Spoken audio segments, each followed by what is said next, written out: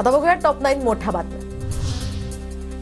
मुंबईतील Torres company फसवणूक प्रकरणामध्ये संचालकासह आता जनरल मॅनेजर आणि स्टोअर मॅनेजरला अटक, तर कंपनीचा संस्थापक युक्रेनला पसार झाल्याचाही संशय।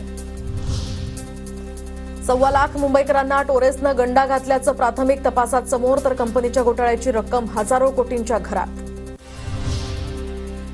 सोन्यासह अनेक ठिकाणी पैसे गुंतवून व्याज मिळवून देण्याचं टोरेस कंपनीचं आमिष, तर लोकांना 11 महिन्यांपासून नियमितपणे व्याज मिळालं। गुंतवणुकीवर आठवड्याला 6% व्याज देण्याची बतावणी।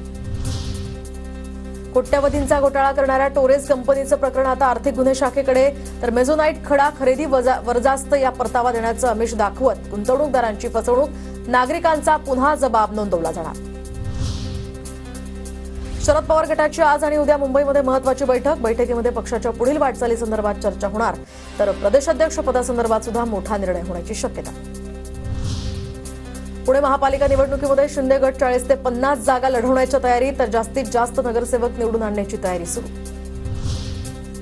सोलापूरच्या मोहोळ तालुक्यामध्ये ठाकरे गट आणि शरद पवार गटाला धक्का, तर माजी पंचायत समिती सदस्य, माजी उपसरपंचांसह 30 जणांचा शिंदे गटात प्रवेश। मंत्री भरत गोगावले यांच्या उपस्थितीमध्ये हा पक्षप्रवेश।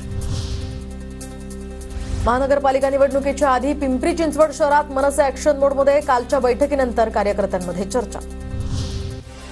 हिंगोलीमध्ये मनोज जरांगेंवर अदखलपात्र गुन्हा दाखल, महेश बांगर यांच्या तक्रारीवरून जरांगेंविरुद्ध गुन्हा, तर धनंजय मुंडेंचा एकेरी उल्लेख केल्याप्रकरणी अदखलपात्र गुन्हा दाखल।